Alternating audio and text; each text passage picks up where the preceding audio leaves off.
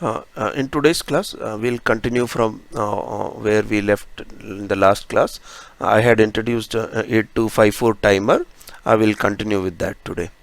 Right. This is what we discussed last time. 8254 has got three counters. Each can count down either in BCD format or binary independently. So initially they can operate in several modes of operation. And to program that, we have one control register and we have these two address lines. So generally 0 0 you have counter 1 being selected, and 0 2 the counter 2 being selected, 0 4 the counter 2 being selected, and 0 6 the control register. Okay, so 0 2 4 6, okay, they are the ending digits of the address lines, wherein these three counters and the control register is selected. Into the control register we send the control word, wherein each of these counters can be programmed for the mode of operation, and also whether it is to count as an BCD in a countdown as a BCD series or as an binary series. Okay, and also we can through this by addressing these counters directly, we can push in the required count number. So initial number, whatever it is, from there it will start counting down. So that initial number also we can put into these counters through the data bus. Okay, this is what we learned last time. Now I had explained what is the mode 0 or which is known as interrupt on terminal count. So so we'll just recall what we learnt there. In that, when the write line goes down, so we write the required count into the register. So once that is written, once the write line goes high after the first clock, okay, during the first clock no action would happen, because the whatever we have written that will be stored into the counter. After that, suppose in this case 4 has been written, so you can leave aside the first clock. After that it will take 4 3 2 1 and 0, it will start counting down, and the output will go high after this 4 count. So what is this output? So each of these gates has got one output, okay, one gate signal, one clock signal, and one output. So all of the three can work simultaneously, parallelly. The clocks can be of different frequency for all of these three, so the gate signals can be different and the output signals will also be different. So they're all they're not dependent at all on each other. Okay, so for mode 1 we said once the write signal goes 0, after leaving one clock, whatever count we have fed into the counter, it will start down counting from there, and once it reaches 0, the out signal goes high. Okay, the another feature of mode 0 is when if the gate signal, for this we are assuming that the gate signal is continuously high. So in the second case out here, which is shown below this, the gate signal is high and it goes low for some time.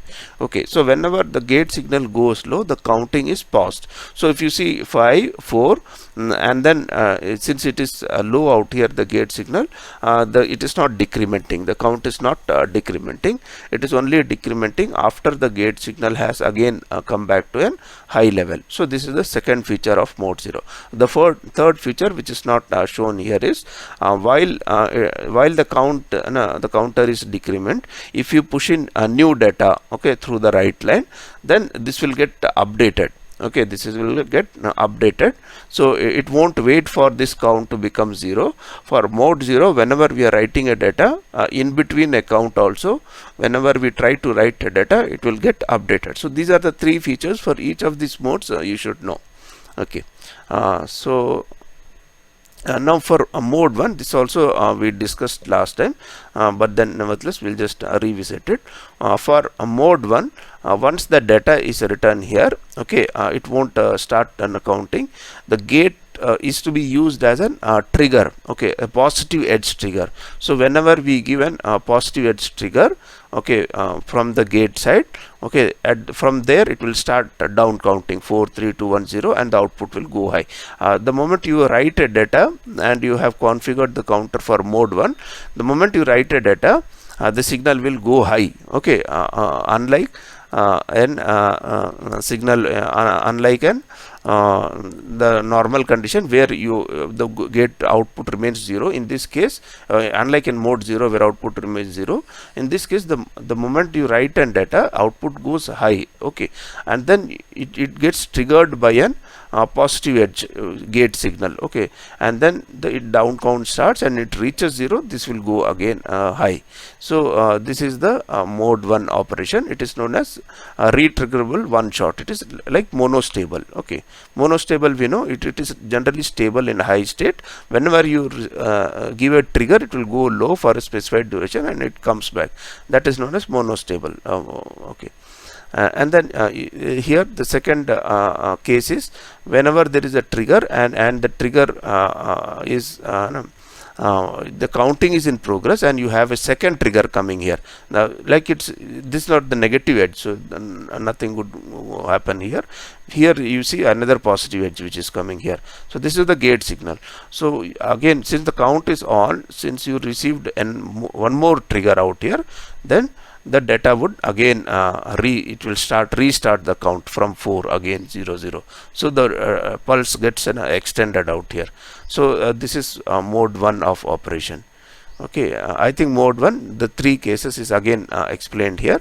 So here this is the data which is written into the control word through the control word. First the control word and then the data which is placed into the counter. This is the control word which is given to the register, and this is the count of 4 which has been given into the counter. So now you have an trigger coming in here, right? Once the trigger comes here, you will find that okay, the counter starts 4 to 0 till 0 and then it goes high again the next trigger comes, okay, and then it will again start from 0, okay.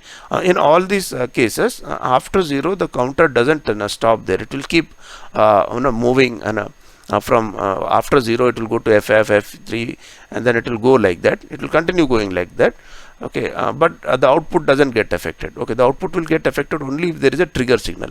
In this case there is a trigger signal which has come, so that's why it was continuing down counting FF, FE, but since this trigger has come, a 4 has been loaded out there, okay. So 4 will be loaded in the next negative cycle after the trigger. When the trigger has come, after this is the place where the trigger has come, right? Positive edge trigger has come. So in the next negative cycle, 4 will be loaded. Loaded the count which you have returned to the counter, and then it will go to 0. So this is how case 1 of the mod 1. Now if I discuss the next case, in this case it is shown that okay, the counter was down reading, but before it reached 0, another trigger has come. So it is again loaded back of 4. Okay, so it is again counting and then now it has come to 0. So this is the case 2. Okay, now coming to the case 3 of mod 1, again it is shown out here. There is an data which is written here, LSB is equal to 4 out here, and then you have a trigger. So this has gone low, and before going to 0, next data has been written out here. Okay, in this case, immediately that new data will not be written here, unlike mod 0. Okay, it will not in the mod 1 case, even if you try to write a new data, okay, that will be taken and kept aside, and that new data will be put into the counter after the present count is finished to 0. If you see after that 0 0, and then even after 0 0 it will not be put automatically. When the next trigger signal comes, then 2 is loaded here. Okay, is it clear, this mode 1 case 3 to all of you? Yeah, Nitya, is it clear to you? Anybody? Okay, so okay, so if you see here, so this is the few differences which you have to be critically know, otherwise you will err in the exams. Okay, so you have to see that in the mode 1, if a new data comes in, that is not loaded into the counter unless you get the next trigger. Once you get the next trigger, only then that new data will be taken and it will start reading to 0. Okay, this is another graph showing the same mode 1 operation. You have one gate signal, and the trigger count is 5, so it starts at 1 2 3 4 and 5 clocks, and then it will this is showing number of clocks here, it's not the count. Okay, count will be in the reverse direction. So once it comes to 0, this will go high. So in case there is a trigger before the finish of the clock, which is shown in the dotted lines, then again the count would start, and this will be the dotted path of the which is shown out here for the output. Okay, now coming to mode 2. This is also known as divide rate generator or divide by n counter. Okay, so it will be clear. Okay, there is some things written out here, you can go through it once I upload the PDF. I'll explain the operation through graphs, which will be easy to understand. Okay, now if you see, this count is loaded out here. Okay, so whatever is the count we loaded out here, so it will start down counting, and when it so the output will be high immediately once you write the data. Okay, once you write the data, the count will be high, and then in the next clock pulse, in the first clock pulse, the data will be loaded. So 3 has been loaded, so it will start down counting, and when it reaches 1, okay, between 1 to 0, the last count, the output would go low. Okay, again it will come back to high state, and then it will go to 3 2 1, and then it will go to 0 out here, right? So it will go again 3 2 1. So in the last count it will go to 0. So if you see, what if we have written an LSB is equal to 3, right? If the content what we have written is 3. Now what is the input frequency? So if you see, if I consider this portion out here, for 2 clock cycles it is high, and for 1 clock cycle it is low. So you can say what is the frequency of this? 2 cycles high, 1 cycle low. So it is 1/3 the frequency of the clock cycle. Okay, it is not 50% duty cycle. That doesn't matter, but if you see the edges, the rising edge and the falling edge, okay, if you see the frequency, it is 1/3 the frequency of the clock. So this is known as divide by n counter. So is it clear to all of you why it is known as divide by n counter? Anybody? Can you just say yes or no, so that I know? Okay, I am in sync with all of you. Okay. Yes, sir. Okay. So our in the second, Ruben is not there. Otherwise, I keep hearing something from Ruben. So I know. Okay, I'm still online. Okay, in the case 2, for the same mode 1 counter, now you have this clock coming in, you have a new data out here. Now if the gate signal goes low for certain period, okay, so like in the first in the mode 0, in the mode 1 we saw that even if the it is edge triggered, so even if you have a gate signal coming in between, it will start a new count. In mode 0 we saw that it used to get paused. So it is similar to mode 0. If the gate signal goes low here, so it is now in this case we have loaded 3 2 1, it has gone low, again 3 2, but the gate signal has gone low out here. So because the gate signal has gone low here, okay, and then so this is getting paused, and since again the gate signal is going high, again it started with a new count. So it is slightly different. So for each of these modes you need to understand how this operates. Okay, so these graphs you can keep it handy, you can refer to it. I know you don't have to memorize these things, but each of them, they have a peculiar type of operation which you need to understand. So this is essentially if the gate signal goes low, you see that the counter is again reloaded, and it's not only pause, it won't continue from where it has left. It's a new count which is coming up. Okay, so that is the difference in this mode of operation. And then here the next case is shown where the new data, the count is going on, a new data has been pushed in now here. Okay, so that when you write new data, how it means when you write an write command into the counter. Okay, that what it means. So the new count is being written out here, but again it won't take the, even if the gate signal is high, it won't take that count until it finishes the present count. In the next, once it finishes the present count, like 4 3 2 1, the gate, it has gone low, and the next cycle it is going to take the new value here. Okay, again it's again 1, and then once for one cycle it will go low, again it's taking 5. So each of these modes have got peculiar operations, which specific type of operation which you should know. Okay, so this is all about mode 2. Now coming to mode 3, which is known as an square wave generator. Okay, so this is again this is also very simple, one of the simplest ones, where you have if whatever value of n you feed, so for if n by 2 times it will be high, and n by 2 times it will be low, so it will generate an square wave. Okay, so in case it is an odd, if n is equal to odd, in this example, like for this example here, n is equal to 4 on the first example, so you get an perfect square wave. So when you put n is equal to 5, so for 3 clock cycles it will be high, and for 2 clock cycles it will be low. So this will generate an square wave. Okay, so we can use this counter for generating square wave, right? So there are again the case 1. In the case 1 you have n is equal to 4. Okay, so it is generating an square wave. Okay, during the first clock cycle, okay, so it will wait for one clock cycle for all these modes. During the first positive edge of the clock, the data will be loaded, so there will be some delay. After that, it will start having this 2 cycles up, 2 cycles down. Okay, so it will generate an square wave.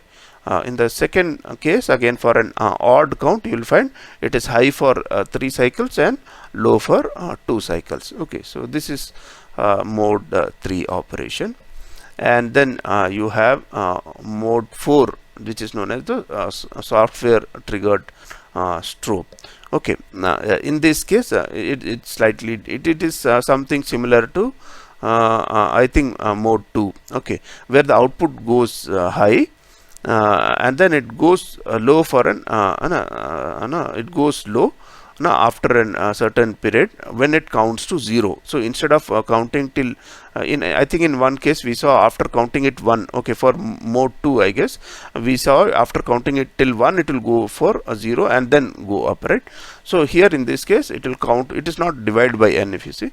So it will count till 0 and then go to low and then go to high. So this is in mode 3 we saw that it is counting till 1 and going low, so that becomes divided by 1. Here it divide by n.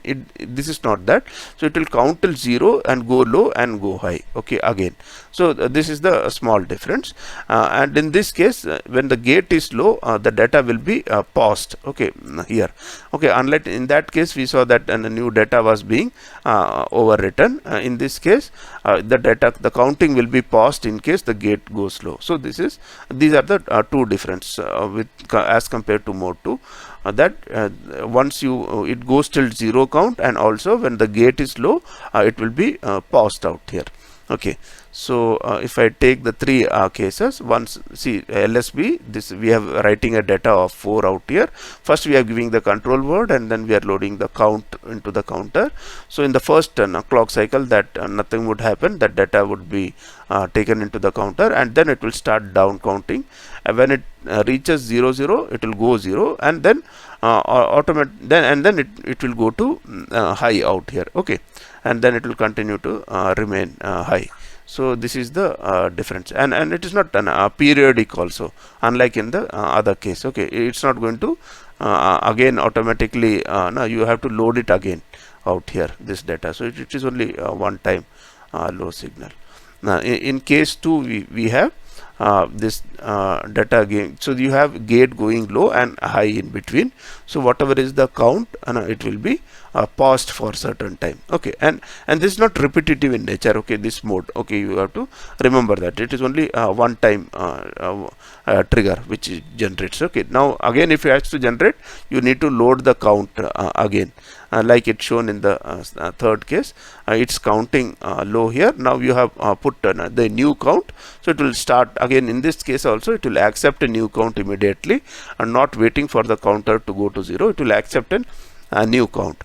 So it will again start from 4 to 0, and then it will go to 0, and then again once it reaches 0, it will go to permanently 1, and it will remain at 1. It's not automatically, the new count is not loaded in this mode.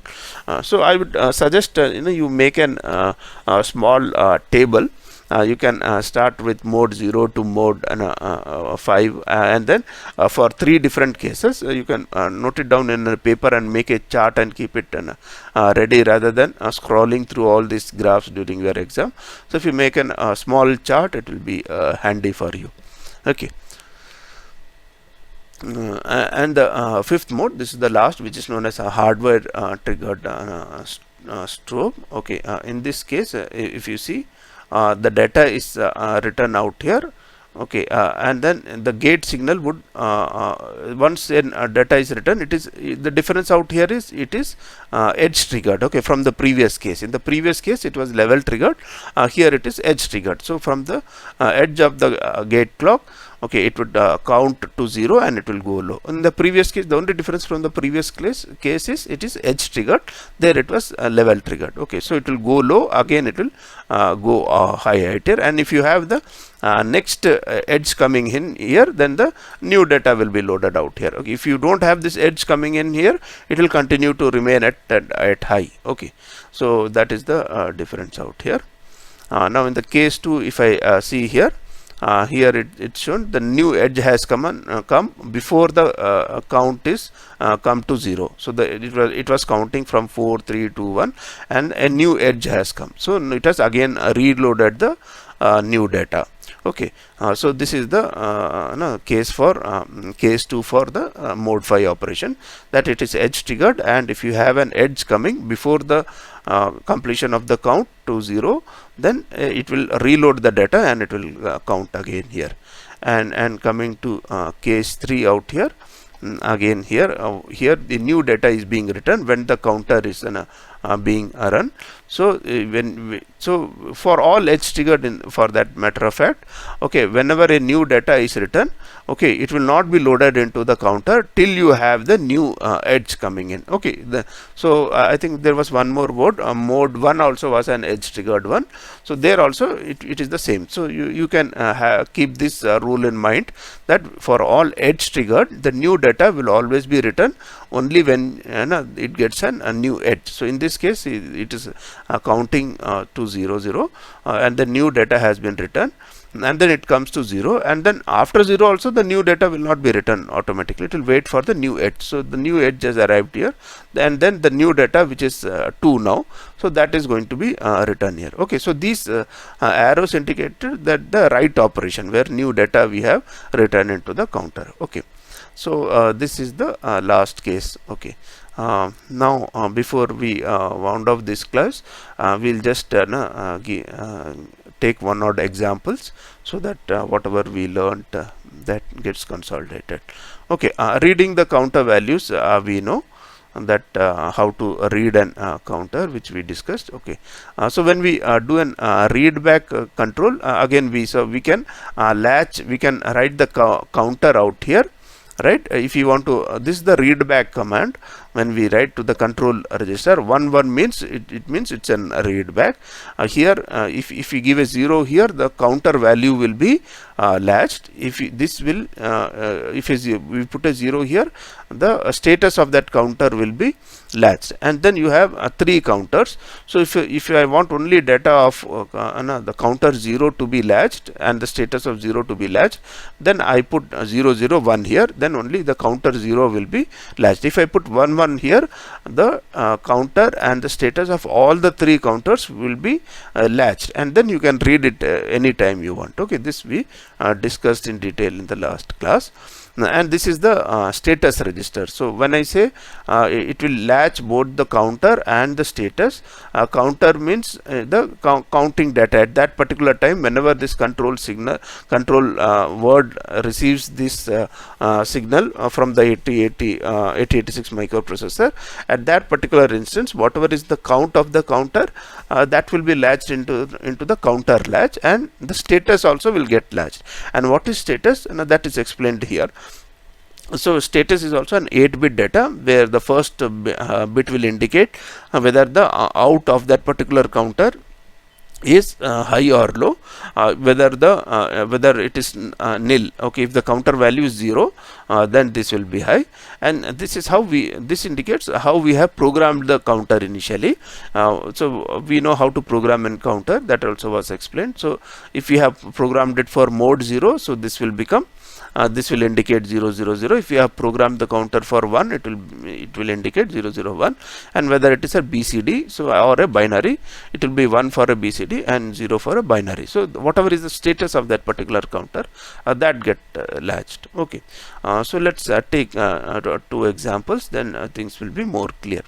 Okay, now we want to draw an interface diagram and write a program for 8253 starting interface at 50H. So this is the memory address which is given for 8253. So we need to decode this memory so that we select 8253 when an address is placed 50. If the address is starting at 50, so 50 means 50 indicates counter 0, 52 will indicate 52 will be counter 1, 54 will be counter 2, and 56 will be the control register of it. So that's why it's read interface starting at 50. So the 4 addresses are required for this 8253. Okay, so now we need to decode 50 first of all to select this 8253 particular 8253. Okay, and then also it says you need to program counter 0 for mode 1 of operation. Okay, and then we need to load, obviously if you have to load 3080, both the MSB and LSB, we said each of these counters is an 16-bit register. So MSB means the most significant byte, okay, out here, and LSB also indicates the least significant byte. So 8 byte here, 8 bits here, 8 bits here. So here it's not a bit out here in this case. So these two bytes have to be loaded with 3080, and then the counter 1. We need, it says you need to have mode 0, and since only 99 requires to be loaded into the counter, only LSB is required to be activated. In this case, it says we need binary down count, and here it says BCD down count. Okay, so how to go about solving this problem? So first of all, we need to decode 50 out here. Right, so you have A0 which is going as an chip select, A1 and A2 which is coming to the for selecting the address lines, A1 and A0. So A1 and A2 is coming here, A0 is going for the chip select. So what are the other lines which are going to be 0? So obviously A3, A5, because 50, right? So 50 means 4 and 6 are going to remain 1. So that is why you have put an for 5 you have put the contents of address lines 4 and 6 will be 1. So you put a NAND gate there, and rest of the all are going to be 0, and also the memory stroke input output bar also has to be taken into, because the IO bar will be 0, right, because it's an input output commands which we are going to search. That is why that is also going to enter an OR gate. So this is how, and then you have a read bar, write bar, and the data lines. Okay, so this is the connections which we need to give to. This is address decoding, essentially. This is address decoding. Since it's 50, these are the 2 bits which comes to an which comes through an NAND gate. Rest of them are coming through an OR gate. Okay, so it will generate a 0 whenever that address is placed, because this chip select is 0. Okay, so this is active low signal. So whenever 50 is placed, you will find a 0 coming here. Okay, so this is how an address decoding, which we have done lot of examples in the memory. So it is very similar to that. Okay, now if you see the control word for the first problem, it says counter 0, right? So the first two bits out here will be for counter 0, it will be 0 0. So first we have to write the control word, right? So for control word, the first it says counter 0, so this is going to be 0 0, right? And then the next two bits, because we have to write both MSB and LSB, this will be 1 1. Okay, so you have written 1 1 out here, right? After that it says ki mode 1, so this will be 0 0 1, so 0 0 0 1, and then it says it is binary, so the last word is 0 here. So you have got a control word for this first counter 0 as 32H. Is this clear to all of you, how this 32H has come? Because there might be some problems like this for your quiz also. So if anybody has got any doubt, you can ask me now. Okay, are you all clear how to write this control word? Abhinav, is it okay? Akhilesh? Yes, sir. Okay, so first we write the control. It's pretty simple, right? You just have to know this format.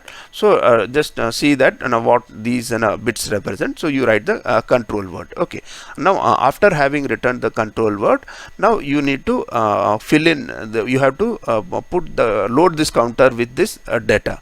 So what is going to be the address for? First we need to put this control word, and then we need to put this data. So the program goes like this. Okay, this is for the counter 1. Okay, for what is there for the counter 1, similarly it is going to be 0 1 here, because it is counter 1, and then since only LSB is being used in the for the second case, okay, you can have only MSB also, only LSB also, or you can have both MSB and LSB. So but in this case it is specified it is LSB, so this will become 0 1. So you have put an 0 1 out here, and then mode 0. So in this case it is mode 0, so next 3 bits are going to be 0, and then it says it's BCD counting, so you put in 1 here. So the control word now comes to be 51H. Okay, so this is the control word 1, this is the control word 2. So now we write an program.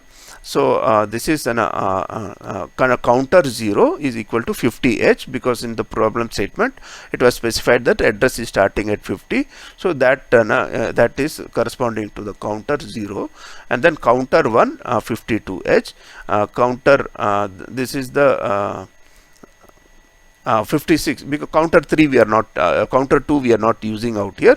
The control register is counter 3 would be 52 54, and the control register out here will be 56. So this is what we are declaring those addresses. Now first we are going to load this data into the control word. So we move into the AL register first, and then we given an out 56H AL. So now we have already programmed the counter 0. Now we need to program the next also. So we move counter 1, so we move 51H into the AL register, and then you write and move that into the 56. Okay, now both the counters have been programmed. Okay, now these need not be in the same sequence. Okay, you can put this on top and that on bottom also, doesn't matter. Okay, so it is not dependent on a particular sequence. Okay, once you have done this, now we need to load these datas into the respective counters. So first we move 80, which is the LSB. Okay, now when you have two datas like this, so you have to write two out commands, first the LSB and then the MSB. So first we move 80 into AL, then 50H. 50 is corresponding to the count 0 out here. So we are moving this 80 into 50H, and then AL 30, and then again you are moving 50. Now this time again you are moving 30 out here. First you are moving 80 and then you are moving 30. So this counter will get loaded with 3080. Okay, first the LSB and then the MSB. Okay, so two commands through which this counter gets loaded. Okay, so the counter would automatically would know, okay, once you have programmed it, that I will get it will be expecting two commands, okay, for to receiving the data.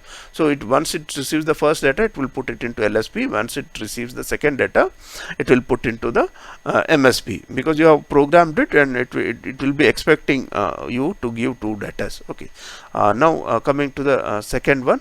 So there is since it's only an LSB to be loaded, so within a single an out command, you can put that data into 52H. Now from 50 it is going to 52, because it is counter 1. So is it clear, this programming, to all of you? Okay, it's pretty simple. Okay, so you can expect such kind of things for your exam. Now we will take one more example. Design a programmable timer. Okay, interface 8254 and 8086. Interface 8254 with an address 0040 for counter 0. Okay, so counter 0 address is given 0400. And write the following ALPs. Okay, you have to write this following ALPs. Okay, now 8086 is running with 6 megahertz, and 8254 is running at 1.5 megahertz. Okay, so now you have to be very clear in this aspect. So irrespective of what frequency 8086 is running, here it is written that only one frequency is given. That means all the three counters are running at 1.5 megahertz. Okay, so this is the important clock which we need to consider. So it doesn't matter what frequency 8086 is running. Okay, what is important is what is the clocks given to the each of the counters, because the count is dependent on the clock which is given to the counters. Okay, and not what the frequency at which 8086 is running. So this 1.5 megahertz is important for us. Okay, now we need to generate a square wave of 1 millisecond. For the first problem is, okay, so for generating 4, so we have to see what is the time period of 1.5 megahertz. Okay, so the time for period of 1.5 megahertz is 1 divided by 1 point, you get 0.66 microsecond. And now what we require an square wave. Okay, square wave of 1 millisecond, right? And for square wave, we know mode 3. Okay, that is the mode 3. And for 1 millisecond, right? So 1 millisecond is, so you have to divide these two times to get the count value, right? Because this is the original count, and you require no frequency divider. Frequency, you can use also a frequency divider, but no, it says a square wave, so you have to use a mode 3. So if you see, it has to remain high for a certain time and low for an, so it will divide the frequency. So to get the value of n, we can divide either we can divide the clock frequency by the required frequency, or we can do the other way around, divide the actual time period required, that is which is 1 millisecond, by the time period of the clock. So you get 1500 as the value of n.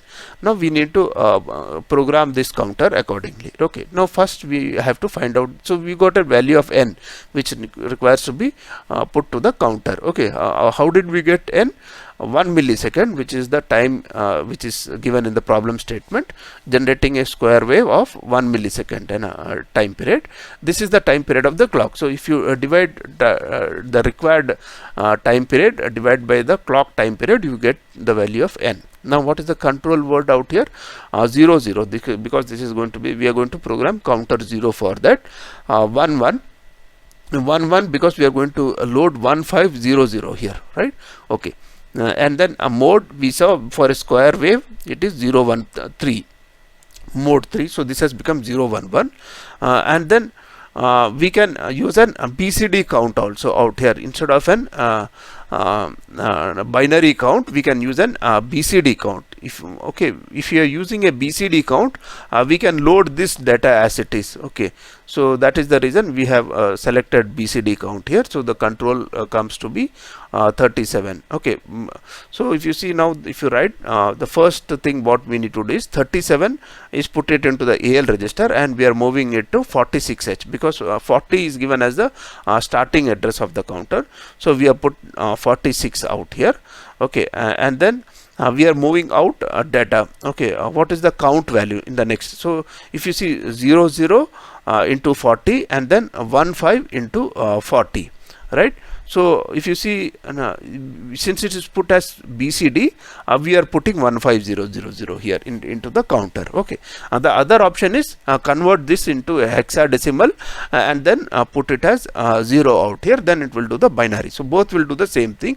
So here it is easier to put it as BCD. Okay, and then load this value as it is. Okay, so is it understood why this data is loaded as it is? Because it is a BCD counter now. So this is in decimal. This value is in decimal, right? So we are directly loading that count of the value in decimal and programming it to be a BCD counter. Okay, so that also you can do that. If you see the last two lines, AH is equal to 4CH. Okay, and that is actually in conjunction. It works with interrupt 21.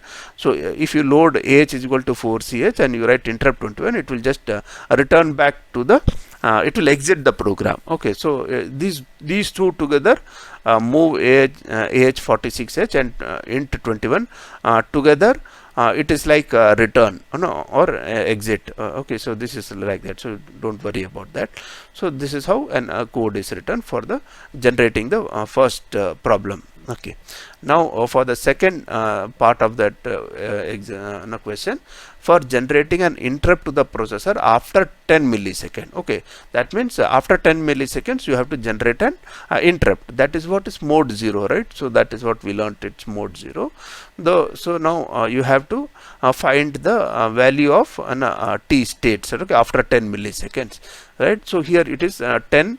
So 10 milliseconds you put in the numerator, and then you write the time. This is corresponding to the 1.5 megahertz time, 0.66 microseconds which we got. So you divide 10 milliseconds by 0.66 microseconds, so you get 1500. Now in this case, in this example, we can again put it BCD1 and load this data as it is. Okay, but what we are doing it is we are converting into hexadecimal, right? So we are converting it into hexadecimal out here, and then I think probably we cannot do this because the number of bits out here is more, right? So you have to convert it into hexadecimal out here. So in this case there is no option, so we are converting it into hexadecimal out here, and then the control word is written. We need to formalize the control word because now the 0 counter we have already used it for the part 1. So now for this part 2 I am going to use the next counter which is available with me, which is 0 1, and since I have to load two datas, this is going to be 1 1 mode 0, and it is going to be a binary counter 0. So I write a program. First this is 70H. So 70H, first I write 70H, I move out to 46, and then in the second into 42H. Now it is instead of 40 in the first case, it is 42 because now I am going to move the data into the counter 1.